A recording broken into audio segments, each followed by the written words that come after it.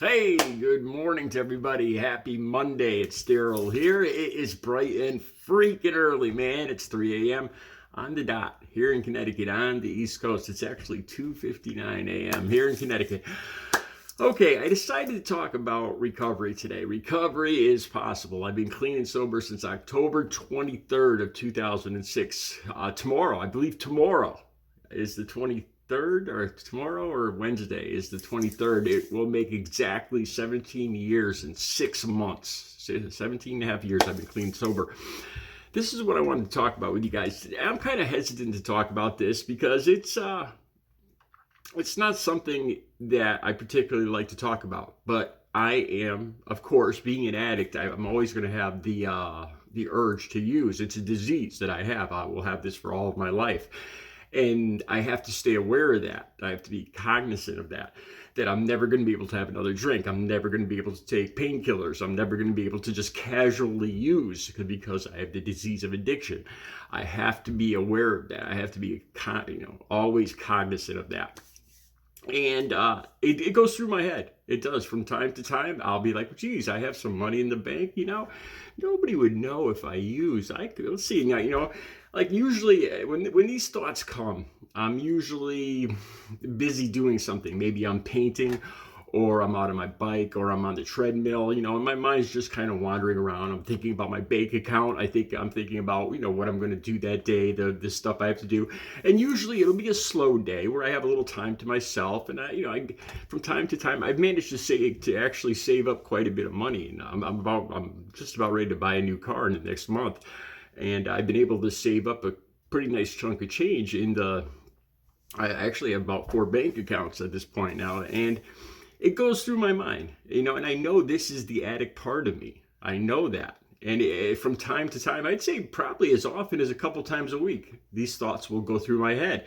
And I usually don't talk about it, because, this is who I am today. I'm a clean and sober, responsible person.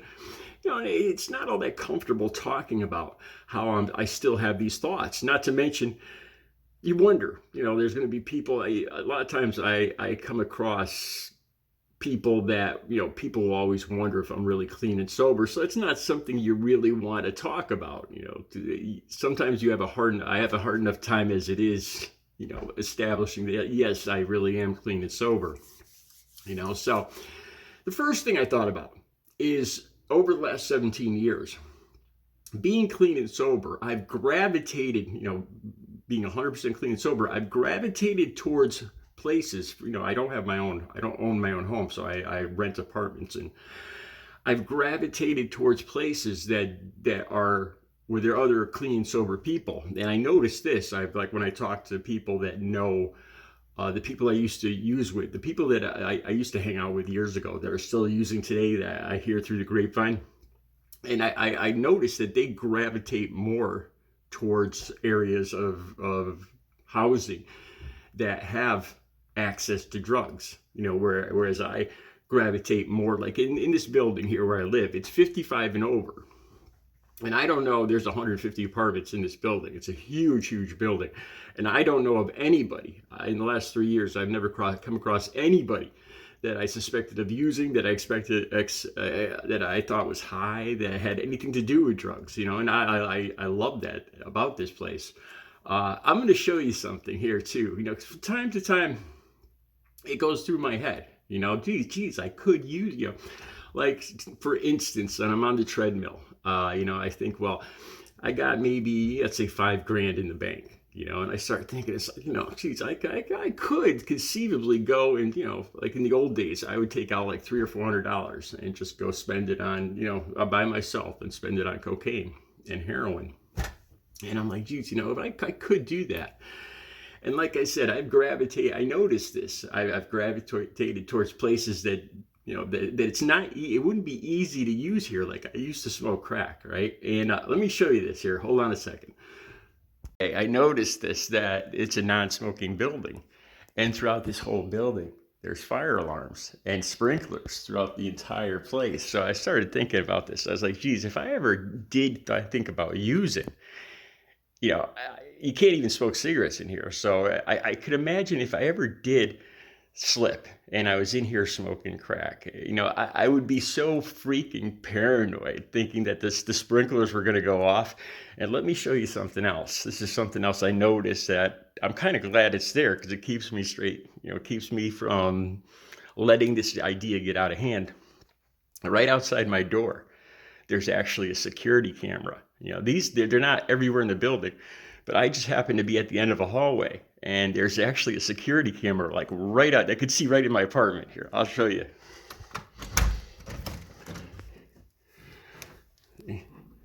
It's right there. You can see right in here. You know, so I thought about that. I was like, geez, if I was ever still using, or I ever did use, that would drive me insane. If I was in here using crack or cocaine, usually you get paranoia, and something like that would drive me insane. All right. Okay. Sorry about that. Okay, so here's something else I think about. Now, this has to do when I was actually at a store a couple of years ago, and I came across one of the dealers that I used to buy from. This was probably about 5 years ago. And I told him, I bumped into him at Walmart when I was shopping, and we talked. And I said, I'm clean and sober now. I don't use or anything like that. And he let me know I'm still, I still got whatever you need. And I was like, no, man, I don't want any of that. So he says, really? He says, he seems like you're doing good. And then he actually offered me a position to deal for him. He says, you know what? If you really do have it together, you could make a lot of money. And he says, here, living here in the city, he says you could make a lot of money like me. You could easily triple your money every day. He threw out some numbers. I'm not going to bring them up here. And stuff like that still rings in my head. Like I said, when I'm out like exercising or riding my bike or whatever, from time to time it'll go through my head.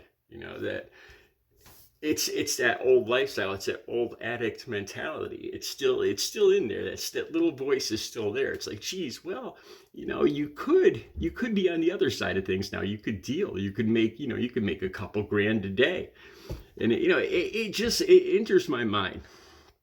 And then this is how it goes. It goes. I get it back out of my mind.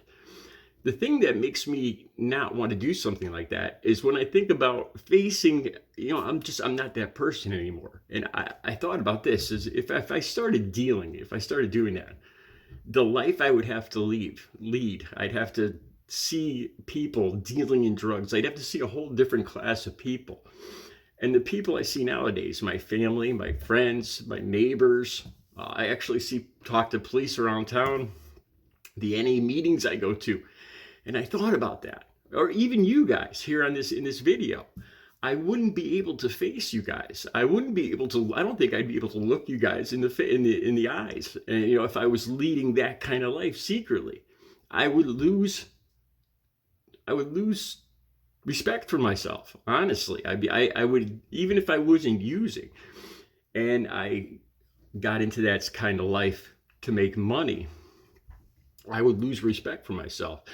And no amount of money in the world, even thousands of dollars a day, would not make me ever want to do that.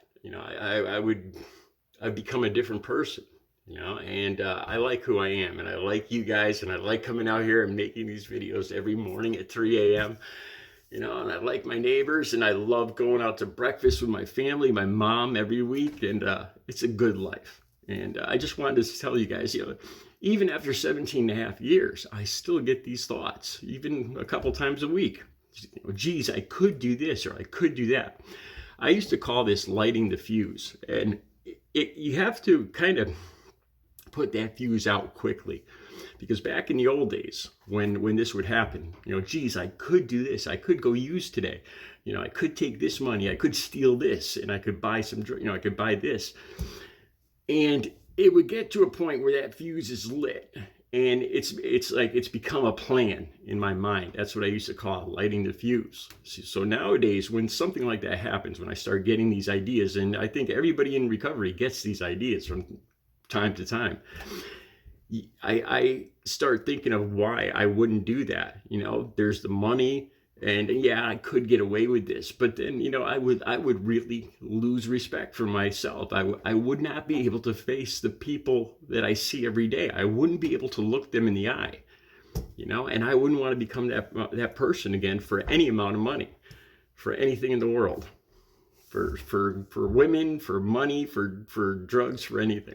I wouldn't trade who I am today for anything. Recovery is possible. I hope this made some sense. I'll be back later. I'm going to make another video today. Recovery is possible, you guys. Have a good Monday.